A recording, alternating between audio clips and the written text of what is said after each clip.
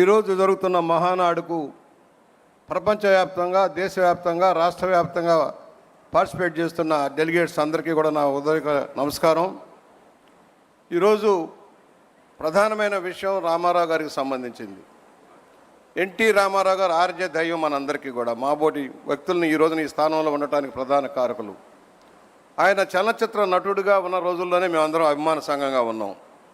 ఆ రోజుల్లో ఆయన ఎదుర్కొంటున్న సమస్యలు కూడా మేమందరం చూసిన వాళ్ళం. ముందుగా ఎన్టీఆర్ సంఘ సభ్యులకి హింట్ చేసేవారు.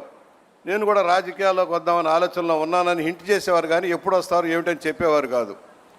కానీ తెలుగువారి ఆత్మగౌరవం దెబ్బతిని మదరాసులుగా పిలువబడుతూ ఏకఛత్రాధిపత్యంగా ఏలుతున్న కాంగ్రెస్ పార్టీ దుశ్చీతి వల్ల వాళ్ళ రాష్ట్రం దెబ్బతింటుంది, తెలుగువారి ఆత్మగౌరవం దెబ్బతింటుందన్న భావంలో మరి 82 మార్చి 29వ తారీఖున ఆదర్శ నగర్ హైదరాబాద్ క్వార్టర్స్లో ప్రకటన చేసినప్పుడు కొద్ది మందితో మొదలైంది, కొన్ని వేల మందికి పోగైంది.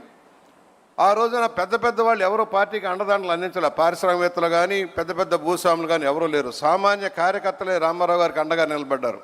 సామాన్య రైతు కూలీలు కానీ, డ్రైవర్లు కానీ, ఆటో వాళ్ళు కానీ, రిక్షా వాళ్ళు కానీ వీళ్ళంతా సపోర్ట్ చేశారు. ఆ రోజున పాత డొక్కు చైతన్య రథంతో కార్యక్రమం మొదలైంది. హరికృష్ణ గారి సారథ్యంలో పాత డొక్కు. ఆయన ఎవరైనా పేదవాడు వచ్చి అంబలిస్తే తాగేవాడు. పెద్దవాడు ఇచ్చాడా, విషం ఇచ్చాడా, ఏమిచ్చాడా చూసేకున్నారు కదా. అభిమానంగా ఎవరు ఏం తెచ్చిచ్చినా స్వీకరించేసి పాదయాత్ర చేశారు. 7 నెలల పాటు నిరంతరాయంగా మండు టెండల్లో, తుఫాన్లో కూడా ఆపకుండా ప్రయాణాలు చేశారు. ఆయన అధికారంలో రావడానికి కష్టపడ్డారు. ఆ రోజున చాలామంది అన్నారు కమ్యూనిస్టులు సహకారం కావాలి, వారు లేకపోతే మనం పరిపాలన చేయలేము అని పెద్ద పెద్దలు చెప్పినా కూడా ఆ రోజున కమ్యూనిస్టు ఉద్యమకారులు వేరే రకంగా ఆలోచించడంలో వారు లేకుండానే ఏకంగా అన్ని సీట్లు కూడా పోటీ చేసి విజయం సాధించిన విషయం మీకు తెలుసు. వచ్చిన తర్వాత కూడా కాంగ్రెస్ పార్టీ ఆయన వదల్లా. చలనచిత్ర నటుడుగా మీకు తెలుసు, అనేక ఉన్నత స్థితిలో నుంచి టాప్ మూవీస్ ఆఖరి రోజుల్లో ఆయన షష్టిపూర్తి జరిగే నాటికి టాప్ మూవీస్ అన్నీ కూడా ఆయనయ్యాయి. ఎక్కడ కూడా 300 రోజులు 200 రోజులు ఆడాయి చలనచిత్రాలన్నీ కూడా. బొబ్బిలిపులి, కొండవీటి సింహం, జస్టిస్ చౌదరి లాంటి సినిమాలు, వేటగాడు లాంటి సినిమాలు భారీగా నడిచే రోజుల్లో ఆయన రాజకీయాల్లోకి వచ్చారు. ఆ రోజున టాప్ 100 మందిలో ఒక్కడే టాప్ లెవెల్లో ఉండేది. అలాంటి వ్యక్తి రాజకీయాల్లోకి వచ్చి నీతివంతమైన పరిపాలన ఆదించడం కోసం ముందుకు వచ్చారు. ఎదుర్కొన్నారు, సమస్యలు ఎదుర్కొన్నారు. నాదెండ్ల భాస్కరరావు సెకండ్ నడ్డు పెట్టి ఏ విధంగా దెబ్బతీశారో మనం చూసాం. దానికి కారణాలు మనకు తెలుసు. ఆయన అత్యుత్సాహం. మేము చిన్న సంఘటన చెబుతా, భాస్కరరావు ఉదంతానికి చెబుతున్నా. మేమందరం అన్నగారి దగ్గరికి వెళ్ళాం. అధికారులు ఉద్యమంలోకి వెళ్తూ ఉన్నారు. ఉద్యమంలోకి వెళ్తున్నప్పుడు వారు చెప్పారు, వారు కొంత జీతాలు పెంచమంటున్నారు, వారు కొన్ని కోరికలు కోరుతున్నారు, తీరుద్దామని చెబితే అక్కడ ఆయన అన్నమాట ఏంటంటే, భాస్కరరావు గారు ఆర్థిక శాఖ మంత్రిగా కుదరదు, అవధన్నగారు ఇది ఖచ్చితంగా మనం దెబ్బతిన్నాం, కుదరదని చెప్పారు. అయిన తర్వాత ఆయన బయలుదేరారు. ఆయన వెనకమాల మేము బయలుదేరాం. 2 ఛానల్స్ మధ్య వెళ్తున్నప్పుడు అధికారులు వచ్చారు. అధికారులు వచ్చి అడిగినప్పుడు ఆయన చెప్పింది ఏంటంటే, మూర్ఖుడయ్యా, వింటం లేదా, నేను చెప్పాను ఇవ్వద్దామని అన్నాడు. ఇవ్వమని చెప్పింది రామారావు గారు, ఇవ్వద్దని చెప్పింది భాస్కరరావు గారు. ఉద్యోగులకు ఇచ్చిన సందేశం ఏంటంటే రామారావు గారు వద్దన్నారని చెప్పే సందేశం. ఏదైతే దెబ్బతిని ఎన్డీఏ కూటమి ఏర్పాటై నేషనల్ ఫ్రంట్ ఏర్పాటైందో, దెబ్బతిన్న కేంద్ర ప్రభుత్వ పెద్దలు భాస్కరరావు గారిని అడ్డుపెట్టి రామారావు గారిని దించడం, పోరాటం అందరికి చాలా విషయాలన్నీ చెప్పారు. ఏ విధంగా పోరాటం జరిగింది, ఆ పోరాట నిర్వహణలో చంద్రబాబు గారి పాత్ర ఏంటి, మనం అందరినీ కూడగట్టి ఏ విధంగా నడిపారు. నెల రోజుల్లో భారతదేశంలో తిరిగి ఇందిరాగాంధీని జయించి అధికారంలోకి వచ్చిన ఏకైక నాయకుడు నందమూరి తారక రామారావు గారు. అలాంటి వ్యక్తి చలనచిత్రాల్లో మౌటం లేని మహారాజా కాదు, రాజకీయాల్లో కూడా నీతివంతమైన పరిపాలన అందించడం కోసం కృషి చేశారు. ఇవాళ మీరు జగన్మోహన్ రెడ్డిని చూస్తున్నారు. ఆయన తండ్రి నిర్వాహకం కూడా మీకు తెలియాల్సిన అవసరం ఉంది. రామారావు గారు కేవలం విద్యుత్ శక్తి ప్రాజెక్టుగా ఉన్న శ్రీశైలం ప్రాజెక్టుని మంచినీరు, తాగునీరు, సాగునీరు ఇచ్చేదానికి తెలుగు గంగతో మొదలు పెడితే దాన్ని అడ్డుకోవడం కోసం మిగులు జలాలు, నికర జలాలను వంకబెట్టి ఇతర రాష్ట్రాలకు ఆయుధాలు ఇచ్చి ఆలమట్టి లాంటి ప్రాజెక్టులు నిర్మాణం చేసి మనకి ఇబ్బంది కలిగించిన చరిత్ర రాజశేఖర రెడ్డిది. ఆ విధంగానే అదే కాకుండా ఏదైతే హిటాచి కుంభకోణం అని కోర్టులో కేసు వేయించాడు. అసలు ఆలు లేదు, సూలు లేదు, మొగుడు పేరు సోమలింగం ఉన్నట్టుగా ఏమీ లేని హిటాచి కుంభకోణం చేశారు. రామారావు గారు లంచాలు తీసుకున్నారని చెప్పే స్థాయికి ఎదిగి కోర్టులో విచారణకు రమ్మంటే పారిపోయిన పెద్ద మనిషి రాజశేఖర రెడ్డి. ఆయన కొడుకే కనుక ఇప్పుడు ఈ పరిపాలనలో ఏ విధంగా ఉందో మనం చూసాం. ఒక నికృష్ట రాజకీయాలు చేసి అరాచక ఆటక విధానాలతో రాష్ట్రాన్ని నాశనం చేసిన వ్యక్తి. రామారావు గారు అనేక సంస్కృతులు, నేను మళ్ళా రిపీట్ చేయట్లేదు, అనేక సంస్కరణలు తెచ్చారు. మాండలిక వ్యవస్థ తెచ్చారు. క్రాంతి పథం ద్వారా అభివృద్ధి కార్యక్రమాలు చేశారు.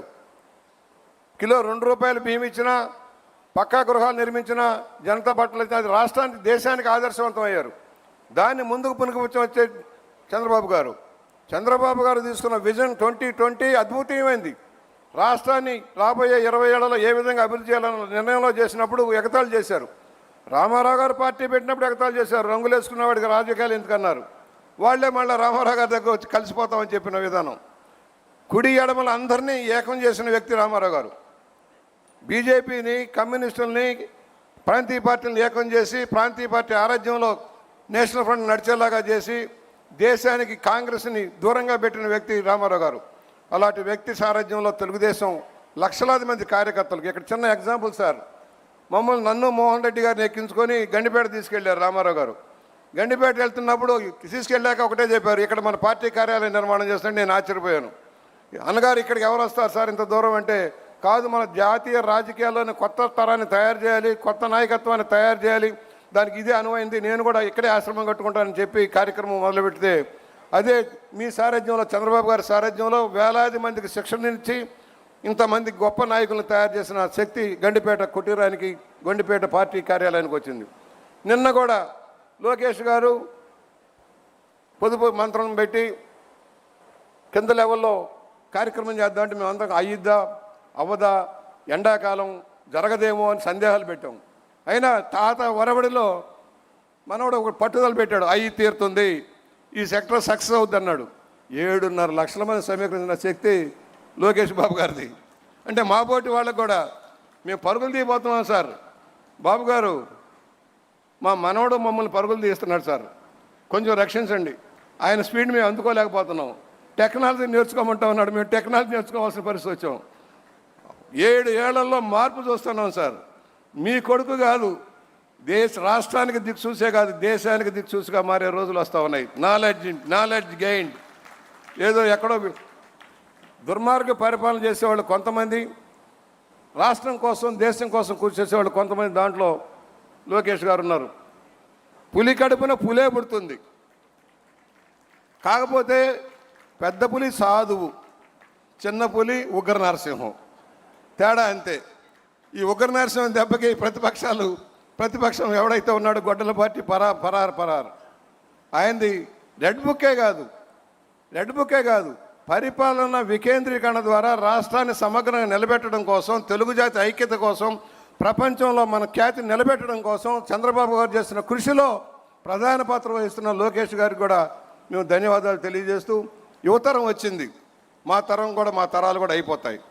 కాకపోతే యువతరం నేర్చుకోవాల్సింది కష్టపడటం. రామారావు గారు నేర్పింది నీతి నిజాయితీలతో కూడుకున్న రాజకీయం, ప్రజల కోసం సంక్షేమం, ప్రజల మధ్య ఉండండి. ఒకప్పుడు ఒకే చిన్న లాస్ట్ పాయింట్ సార్, బాగారెడ్డి గారు నన్ను పిలిచి, ఏంటి బుచ్చిగా మేము ఎప్పుడు ఓట్లకు కూడా వెళ్ళలేదు, ఇవాళ మీ రామారావు గారు ఏంటి ఇంటింటికి వెళ్ళాలి, గడపకి వెళ్ళాలి అంటున్నారు, ఇదేమి రాజకీయం అయ్యా, మేము చచ్చిపోతాం మళ్ళీ తిరగలేం కదా అన్నారు. అదే తెలుగుదేశం రామారావు గారు కార్యకర్తల్ని ప్రజలకు చేరువుగా చేశారు, నాయకుల్ని ప్రజలకు జవాబుదారీగా చేశారు. ఇవాళ సామాజిక వర్గాలుగా అత్యున్నత స్థానం కల్పించారు.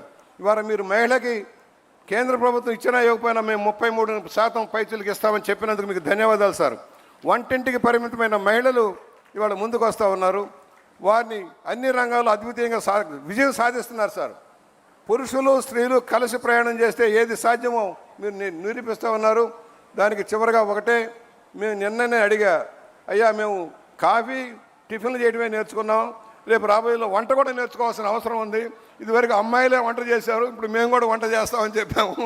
ఆ విధంగా మాకు కూడా తరఫీదేమని కోరుకుంటూ మరొకసారి ఇంత విజయవంతమైన మహానాడుని, ఎన్ని మహానాడులు సార్, మీ కష్టం మీ వృధా పోలేదు. ఇవాళ కార్యకర్తలకు మనోధైర్యం, నాయకులకు మనోధైర్యం, చంద్రబాబు గారు ఉన్నారు, దానికి వారసత్వంగా లోకేష్ గారు వస్తూ ఉన్నారు. ఎంతైనా మళ్ళీ రాష్ట్రాన్ని ముందుకు తీసుకువెళ్తారనే ఒక ఆలోచన విధానాన్ని కల్పించిన మీ అందరికీ ధన్యవాదాలు తెలియజేస్తూ, రామారావు గారికి భారతరత్నమని ప్రకటించినందుకు రేపు కేంద్రం మీద ఒత్తిడి తెచ్చి ఇప్పించండి. ఆయనకు అన్యాయం జరిగింది, పద్మభూషణ్ ఇవ్వలా, పద్మవిభూషణ్ ఇవ్వలా, దాదా ఫాల్కే అవార్డు ఇవ్వలా, చిన్న వాళ్ళకి ఇచ్చారే కానీ ఎవరికి ఆయన తెలుగుదేశం స్థాపించి కాంగ్రెస్ను మట్టి గడిపారన్న భావనతో ఆయనకి ఏ పదవులు సరిగా ఇవ్వలేదు. ఒక పద్మశ్రీతో సరిపెట్టారు. కనుక దయచేసి పట్టుదల వహించి ఈ సంవత్సరం పద్మ భారతరత్న ఇచ్చేలాగా కృషి చేయమని విజ్ఞప్తి చేస్తూ నమస్కారం, సెలవు.